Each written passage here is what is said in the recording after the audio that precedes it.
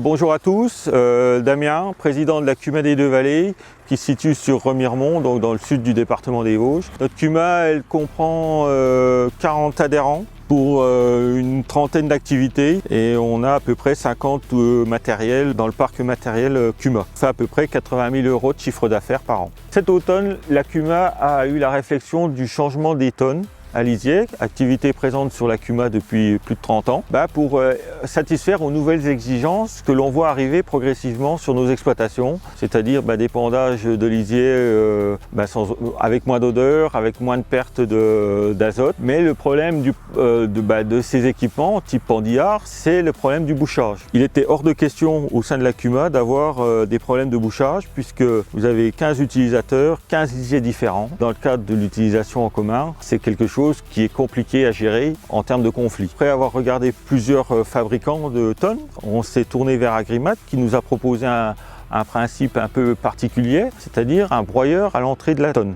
Un broyeur vrai d'eau permet de solutionner une partie du problème du bouchage puisque avant même d'entrer dans la tonne, le lisier, s'il n'est pas totalement préparé, va être broyé et du coup, à la sortie, avec le deuxième broyeur qui est sur le pendillard, va permettre de supprimer totalement les problèmes de bouchage. De plus, sur ce type d'équipement, on est monté en tuyau de 50. Donc aujourd'hui, le problème du bouchage, entre guillemets, semble résolu. En termes d'autres particularités, il y avait le problème de sécurité et puis de confort des utilisateurs. Donc pour ça, on a fait mettre les tuyaux en bas de la tôte, comme on peut le voir. Et tout ce qui est éclairage a été mis tout en feu à LED, aussi bien derrière que sur les côtés. Le choix de ces tonnes-là, c'était aussi la simplicité, effectivement. Parce que le boîtier en lui-même, il est très simple. Je veux dire, il y a 5 boutons, la rampe, il n'y a qu'un bouton pour la déplier ou la replier.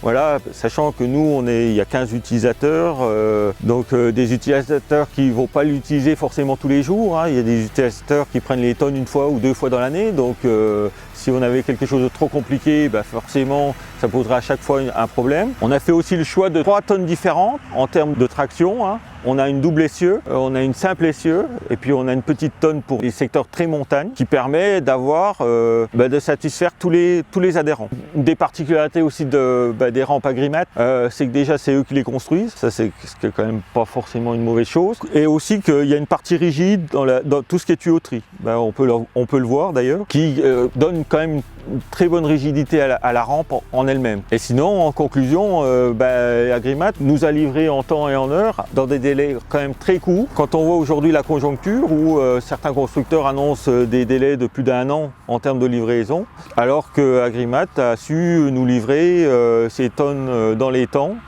en moins de 4 mois.